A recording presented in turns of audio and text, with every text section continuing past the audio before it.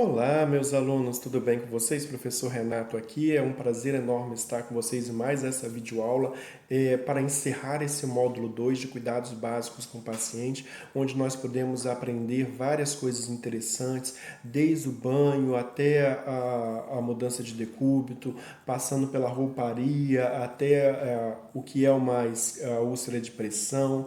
Vimos várias coisas como manipular o nosso paciente e agora falando em manipulação do paciente, mudança de decúbito, vamos aprender um pouco sobre transferências. Como trabalhar as transferências com esse paciente, o que é transferências, quando que deve ocorrer, quais são os cuidados que eu devo tomar. Lembrando que os vídeos que são mais práticos, mostrando o processo de transferência, vão estar no material que eu estarei disponibilizando para vocês, no qual consta os exercícios para vocês estarem vendo o vídeo e já realizando o exercício. Então não deixe de acessar todo o conteúdo que está sendo disponibilizado, que está sendo feito com muito carinho para a sua formação profissional, para vocês serem profissionais de destaque no mercado de trabalho.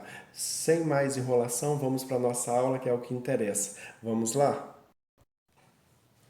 Dando continuidade ao nosso assunto de mudança de decúbito, assim que você vai fazendo a mudança de decúbito no paciente ou acamado no próprio leito, ou em relação ao paciente que está já numa cadeira do papai, ou numa cadeira de rodas, ou está no sofá, que também precisa que seja feita a mudança de decúbito nele, para evitar aquele processo de úlcera de pressão que a gente conversou sobre ele na aula passada. Agora a gente também vai ter que trabalhar um pouquinho como que esse paciente foi parar da cama na cadeira, da cadeira para a cama, da cadeira de roda para a cadeira do papai, da cadeira do papai para o sofá e tantas outras formas que você tem que transferir o paciente de um local para o outro.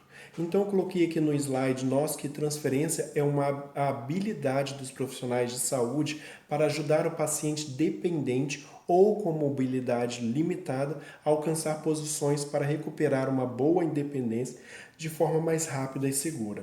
A mobilização precoce e o posicionamento adequado desempenham um importante papel na reabilitação do paciente e na prevenção de complicações. Isso é o que eu coloquei aqui no slide para vocês estarem memorizando, estarem estudando isso e vendo que é algo bem tranquilo que com o passar do tempo vai ser algo natural para vocês. Aqui novamente eu coloquei aquela fotinha da aula anterior, da menina fazendo a movimentação do paciente e agora eu queria destacar um ponto importante nessa movimentação.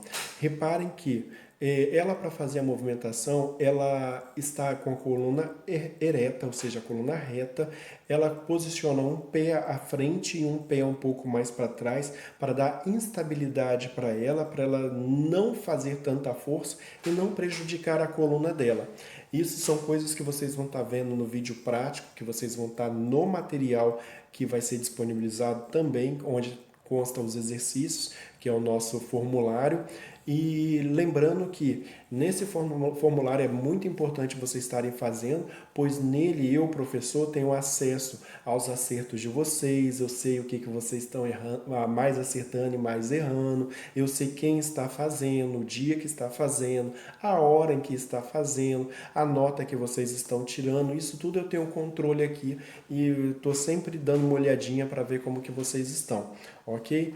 Aí qualquer dúvida vocês podem entrar em contato com o pessoal da escola, tá mandando a dúvida de vocês, que eles mandam para mim e eu sempre tento gravar um videozinho igual vocês já vão ter nessa unidade. Sábado já vai estar disponível para vocês a dúvida sobre aferição de pressão que teve alguns questionamentos. Aí, no caso desse módulo, vocês mandam para o pessoal da escola durante a semana as dúvidas de vocês que forem pintando, surgindo e que eu vou estar direcionando para vocês as respostas no próximo sábado. Então vamos começar a falar de transferência, o que é importante a gente saber. Primeiramente, sempre que eu for mexer no paciente, o que eu devo fazer?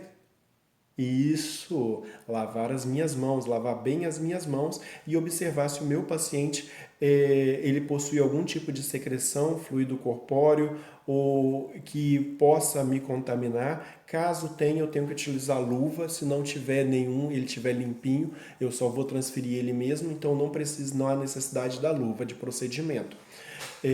Agora, com relação à transferência, eu tenho que saber que toda vez que eu vou transferir meu paciente, eu tenho que preservar pela integridade física dele e pela minha. Eu não posso machucar meu paciente nem prejudicar a minha coluna pegando peso demasiado, sem necessidade, sem técnica. Com técnica tudo sai mais fácil. Até uma mulher mais pequenininha, mais fraquinha, consegue pegar um homem grandão que esteja acamado, mais com um corpão assim uns 100 quilos, e colocar numa cadeira só utilizando a técnica, que facilita bastante. Não é que a pessoa vai ficar totalmente leve igual a pena, mas vai ser mais fácil de manipular esse paciente. Enfim, o que eu preciso saber também? Tudo aquilo que a gente viu sobre a pele do paciente, sobre o posicionamento que é correto que tem que ser feito, sobre a roupa de cama que eu tenho que utilizar, então eu vou utilizar tudo isso agora na transferência. Quando eu vou tirar meu paciente da cama para poder colocar numa cadeira de roda, o que eu preciso fazer primeiro? Primeira coisa que eu vou fazer é alinhar o paciente no leito. Sempre eu vou estar alinhando o paciente no leito, colocando ele centrado, bem no meio da cama e subindo ele ao máximo com a cabeça 2 centímetros abaixo da cabeceira, bem pertinho da cabeceira. Outra coisa que eu vou fazer também vou chegando esse paciente agora, a perna dele em direção ao lado que eu estou. Se eu estou do lado direito, eu vou chegar as pernas dele para o lado direito. Se eu estou do lado esquerdo, eu vou chegar para o lado esquerdo. Eu já posso ou não pendurar a perna dele um pouquinho para fora da cama. Com uma mão eu coloco embaixo dos dois joelhos dele, embaixo da coxa. Coloco a mão por baixo da coxa, geralmente o braço esquerdo, e com o outro braço eu venho por trás aqui dele, vou enfiar a mão por baixo da axila, vou colocar a mão lá na coluna dele, em cima da coluna, e vou simplesmente vou me abaixar um pouquinho para frente, vou me inclinar um pouquinho para frente, ficar inclinado, igual essa mulher tá na foto ali. Nisso que eu coloquei ali, eu vou começar a me levantar, ao mesmo tempo que eu vou me levantando, eu vou virando o meu corpo. E nisso que eu vou virando o meu corpo, o meu paciente vai vindo, a perna dele eu vou puxando para fora e automaticamente o tronco dele vai levantando e eu vou só conduzindo com o meu braço direito que está apoiado em cima da coluna dele. E com isso, meu paciente vai parar sentado na cama. Coloquei meu paciente sentado na cama. Eu tenho que dar um tempinho de 1 minuto, máximo 2, para ver se o meu paciente ele está bem. Tem vezes que ele começa a ter alguns sintomas, pois ficou muito tempo deitado, se levantou rápido, e isso pode fazer com que ele faça até vômito, tenha uma queda de pressão, fique tonto. Aí, ou seja, a gente espera um pouquinho ele restabelecer novamente, aí nós vamos chegando ele um pouquinho para próximo, arrastando ele o bumbum dele um pouquinho para perto da beirada da cama. Coloquei ele perto da beirada da cama, o que eu vou fazer? Vou descer esse paciente. Para me descer esse paciente, eu coloco as duas mãos no quadril desse paciente, peço ele, caso ele seja cooperativo, para colocar os braços atrás do meu pescoço e segurar. Caso ele não seja colaborativo, eu primeiro coloco os braços dele em cima do meu pescoço, do meu ombro, e vou e seguro ali embaixo e vou e desço ele e coloco ele em pé. Nisso que eu coloco ele em pé, a cadeira já tem que ter sido posicionada na lateral da cama, próximo à cama, bem do lado, de forma que eu só preciso virar o paciente na direção dela e ele já vai estar automaticamente na frente da cadeira, é só ir abaixando ele já senta na posição correta. E sempre que eu colocar a cadeira ao lado da cama, eu tenho que me certificar que eu travei essa cadeira para ela não deslizar, pois a maior parte das vezes nós estamos sozinhos, não temos ajuda de ninguém para segurar a cadeira, nem para nos ajudar a descer o paciente. Nós temos que observar isso. Cadeira na lateral da cama e com as rodas travadas. Desci o paciente, ele está em pé na minha frente, eu vou virar esse paciente, ok? Virar o paciente para o lado da cadeira. Coloquei o paciente sentado na cadeira. Outra coisa que eu tenho que observar na cadeira antes também é que é interessante a gente colocar um lençol nessa cadeira. Coloca um lençol para o paciente não sentar diretamente na cadeira e caso o paciente use fralda, tenha incontinência urinária, esteja com uma complicação intestinal, esteja com diarreia, é sempre bom colocar um traçado. Tem uns traçados que são os quadrados, que eles parecem tem um meio dele, parece uma fralda, tem aquela parte que absorve da fralda, só que ele é um quadrado, é aberto, retangular. Você coloca ali na cadeira que, caso ele faça xixi e vaze a fralda que ele já está, vai molhar aquele traçado ali e não vai sujar a sua cadeira e dar um trabalho maior depois para você estar limpando essa cadeira para poder ser utilizada novamente. Então esse é o processo de transferência para você colocar na cadeira. Agora da cadeira para você voltar para a cama ou para qualquer outro local. Novamente, você vai colocar um pé na frente, aquele pé que você tem mais força. Se você é direito, você coloca o pé direito. Se você é esquerdo, canhoto, você coloca o pé esquerdo na frente. Vai se inclinar para perto do paciente, vai pedir ele para colocar novamente os braços segurando o seu ombro atrás da sua nuca, ou você pega o braço dele e coloca e vem por baixo dele e segura o quadril dele novamente. Segura e vai se levantando o seu tórax, que você levanta o seu paciente. Novamente, isso deve ser feito já ao lado da cama, ou ao lado do sofá, ou ao lado da cadeira do papai, que você só vai precisar virar ele de lado e ele já vai estar encostado na posição de sentar em uma dessas coisas. Ok? Ele já está posicionado na frente da cama, é só você ir abaixando ele sentou na cama, caso a cama dele seja baixa. Se for alta, aí tem um certo problema a mais. Se for alta e você for muito baixinho ou baixinho, você vai precisar de auxílio para poder colocar esse paciente na cama, então é melhor nem tirá-lo da cama, pois você não vai conseguir levá-lo sozinho se você não tiver força. Mas também não há necessidade de você ficar fazendo força à toa. Você pode esperar alguém da família aparecer para você tirar o paciente da cama. Ou você combina com a pessoa previamente de todos os dias, em tal horário, vocês tirarem esse paciente da cama. Tipo, para dar banho de aspersão. Ó, todos os dias, 8 horas da manhã, tem como você vir me ajudar a tirar e colocar o paciente na cama para me levar ele ao banheiro? Aí é tudo uma conversa que você vai ter com o familiar. Aí vocês vão ter um acordo entre isso. Colocou o paciente na cama sentado novamente. Para deitar o paciente, é o mesmo movimento. Coloca sua mão direita nas costas do paciente por baixo do braço, vai até as costas. A sua mão esquerda vai por baixo da coxa, encostando do joelho. Você vai levantando a perna do paciente e virando ele para cair na posição correta com seu braço direito.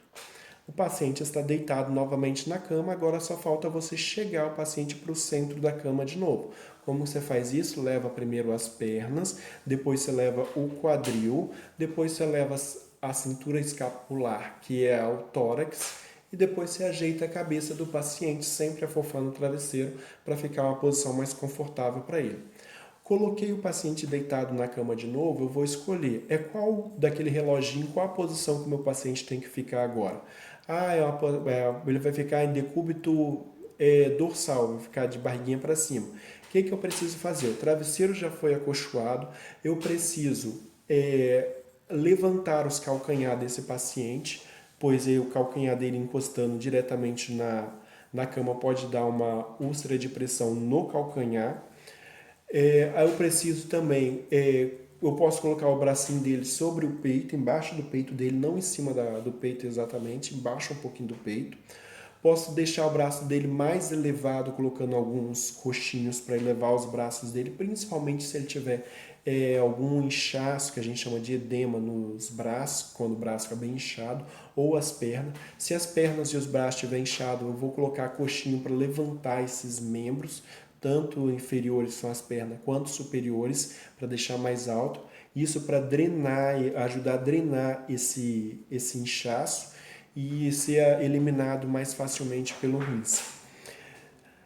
E se eu for colocar de lado, eu tenho que lembrar que eu tenho que apoiar as costas do paciente com alguma coisa para ele não poder voltar para a posição normal. Tem que colocar alguma coisa entre as pernas do paciente para não dar nenhum tipo de úlcera em contato joelho com joelho, tornozelo com tornozelo. Eu tenho que lembrar que o braço do paciente não pode ficar embaixo dele, eu tenho que separar esse braço e tirar ele de baixo, que geralmente quando a gente vira o braço acaba ficando embaixo do paciente.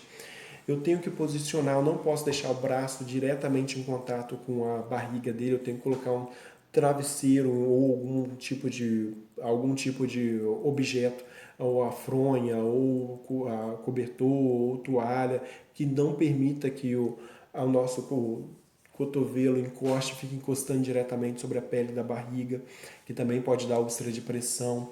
Tem várias coisinhas que a gente vai estar observando e no vídeo que eu coloquei de atividade, o vídeo prático que eu vou colocar para vocês, vai estar mostrando mais detalhadamente. Ok? Vamos continuar aqui. As principais transferências que a gente faz, algumas que eu já até mencionei para vocês, que são as transferências que a gente mais utiliza no dia a dia, que é a transferência do leito para a cadeira de banho e vice-versa, quando você vai dar banho no paciente, que você vai ter que levar ele para o banheiro, depois você vai ter que trazer ele do banheiro.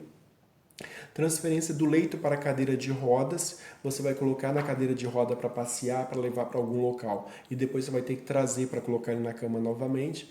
Transferência do leito para a cadeira do papai, você vai pegar ele da cadeira do leito, colocar na cadeira do papai um pouquinho sentado, depois você volta ele para o leito novamente. E transferência da cadeira de rodas para a cadeira do papai, sofá ou vice-versa. Vamos supor que você colocou o seu paciente na cadeira de roda, saiu para passear, foi na rua, levou ele ao quintal, depois ele veio e não quis direto para a cama, ele quis para o sofá ou quis para a cadeira do papai para poder descansar um pouquinho mais sem ser deitado. Aí você faz essa transferência de novo. Depois ele quer voltar para a cadeira de roda, você volta com ele para a cadeira de roda. Agora ele quer da cadeira de roda ir para a cama, aí você leva ele para a cama novamente. Então a gente tem várias formas de observar de transferência. Um detalhe que a gente tem que prestar atenção, principalmente o paciente idoso, é que a pele dele, como eu já foi falado, é a pele mais fina, mais sensível, então eu não posso segurar meu idoso pelo braço, nem pelo antebraço e até pela mão, segurar por cima da mão, pois se ele pendurar um pouquinho, se ele puxar, você vai rasgar a pele desse paciente. Então, tente sempre segurar o paciente, colocar a mão por baixo dele, lá nas costas, apoiando ele. O peso dele vai ficar em cima dos seus braços. Vai ser a melhor forma de você conduzir seu paciente. Tente não evitar. Segure o paciente com firmeza, mas com delicadeza, ok? Isso é muito importante nas transferências. Agora, e quando o nosso paciente não responde a nenhum comando, quando o nosso paciente ele é bem comatoso? É justamente nesses pacientes que a gente precisa cada vez mais fazer mudança de decúbito e a gente vai estar abordando, trabalhando o tema de transferência, pois esse paciente não tem condições de se mover sozinho, ele não consegue sair da cama sozinho, até com auxílio ele não consegue, pois ele precisa que a pessoa pegue ele realmente, tire da cama e coloque em outro local. Os pacientes que não respondem aos estímulos necessitam de uma atenção especial, pois eles se encontram presos dentro do próprio corpo. Como eu falei em outras aulas, o paciente, a última coisa que ele perde, o último sentido que ele perde é a audição. Então, a última coisa que ele perde junto com a audição é o senso das coisas que estão acontecendo. Ele continua ciente de tudo. Prestem atenção, ele continua ciente de tudo, mesmo que ele não consiga interagir com nada, nem piscar os olhos para fazer algum reflexo para dizer se ele está gostando, entendendo ou não, mas ele está entendendo. Em qualquer um dos casos, até que se prove o contrário, a gente vai tratar o nosso paciente como entendesse tudo, como paciente lúcido, orientado, que necessita e que as coisas sejam ditas para ele. Então, tudo que você for fazer, fale com seu paciente, oriente ele.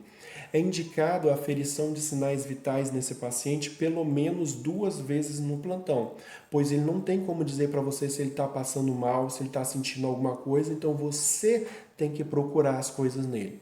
No mínimo 2 vezes, no máximo 3 vezes por plantão. Ou seja, se o plantão tem 12 horas, de 4 em 4 horas, você vai aferir os sinais vitais desse paciente para saber se ele está tendo alguma coisa. De tempos em tempos, você tem que ficar observando esse paciente para ele tentar perceber alguma alteração fisiológica nele que indique que ele está sentindo alguma coisa. Como eu falei, geralmente eles não expressam nada, nem piscar eles conseguem. Realizar a higiene íntima sempre que necessário. Esse paciente, ele fez cocô, ele fez xixi, na hora que ele fizer, você vai lá e limpa ele. Fez, você limpa. Fez, você limpa. Não deixe, ele já está sofrendo demais, não aumente o sofrimento dele. Não deixe ele exposto a algum tipo de secreção igual xixi e cocô, que pode corroer a pele dele, dar um processo alérgico, pode dar assadura. Não deixe ele sofrer mais. Manter o paciente sempre limpo e seco. Sempre que você limpar, fizer a higiene íntima, que nós já conversamos sobre ela, seque bastante, pois o corpo molhado pode proliferar fungos. Hidratar bem o paciente. Olha que interessante, você estudou sobre a pele do paciente. Qual o tipo de pele dele? Você está vendo a pele dele está muito seca? Se está muito seca, você precisa passar o quê? Um emoliente, um humectante, um hidratante. Ah, eu já vou passar direto o hidratante que vai resolver tudo. Será que resolve tudo mesmo?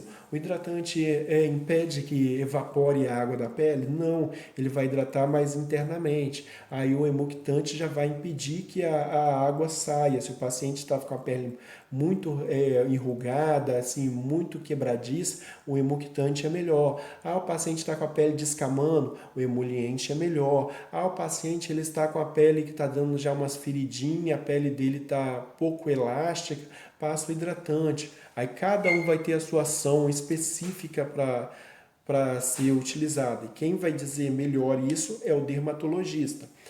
A mudança de decúbito desse paciente tem que ser no máximo, não pode passar em hipótese alguma que 2 horas. Tem que fazer sempre no máximo em duas horas. Como eu falei, nós estamos cuidando de apenas um paciente, de meia hora é o ideal, estourando de 1 em 1 hora. Mas caso não dê, por causa que você tem que fazer outra tarefa para o paciente mesmo, faça de 2 em 2 horas. Ficar atento aos sinais físicos do paciente, expressão de dor, eu já tinha relatado isso, expressão de calor, ele vai estar suando um pouquinho mais, ele vai estar um pouquinho agoniado, ofegante. Preste atenção no como que esse paciente é e qualquer alteração que ele possa ter. Em cuidado com as administrações de dieta e administração de medicamento. Outra coisa que eu já vou adiantar aqui para vocês é com relação ao posicionamento, que tem um posicionamento correto para a gente poder administrar dieta e medicação. Que posicionamento é esse, principalmente para o paciente acamado? Só administre dieta em paciente que esteja sentado. Sentado, no mínimo inclinado a 45 graus. 45 graus. Aqui está 90, 45 graus. Nada de dar comida ou remédio ao paciente deitado, ok? Outra coisa, faça exercícios prescritos por fisioterapeutas, fonoaudiólogos, terapeuta ocupacional, médicos, quem é que seja, educador físico, prescreveu um tipo de atividade física para fazer no paciente ou exercício físico, faça. Por exemplo, a fonoaudióloga pediu para você ficar passando vários tipos de tecido, texturas no rosto do paciente 3 vezes ao dia, meia hora por cada vez que você passa. Fique meia hora de manhã, meia hora de tarde, meia hora de noite passando aqueles paninhos, pois tem um motivo para que foi solicitado aquilo. Ah, o fisioterapeuta pediu para me realizar os mesmos movimentos que ele realiza na sessão que ele vem, realizar mais 3 vezes ao dia. Realize 3 vezes ao dia. Sempre faça o que eles pedirem. Dar atenção ao paciente e demonstrar carinho. Dar atenção somente, ouvir, não basta. Você tem que demonstrar através do toque. Abraça o seu paciente, alise o cabelo do seu paciente, faça um cafuné nele, mostra que você se importa com ele, que na maioria das vezes você é a única pessoa que vai fazer isso por ele. E ainda mais agora que ele é um idoso, está no final da vida, está se sentindo abandonado, jogado, largado, ter alguém que demonstre gostar dele é muito importante, não só para a forma de relacionamento com o paciente, mas também para garantir a saúde dele, tirar ele do estresse, tirar ele da depressão, e saindo da depressão ele acaba sofrendo menos doenças relacionadas com a depressão. Então, faça tudo isso, coloque em prática. Espero que tenham gostado dessas aulas. Lembrando novamente que alguns vídeos práticos serão disponibilizados junto com o exercício no formulário. Façam tudo e nós nos veremos agora no próximo módulo, que é no próximo sábado. Até mais, fiquem todos com Deus e bons estudos.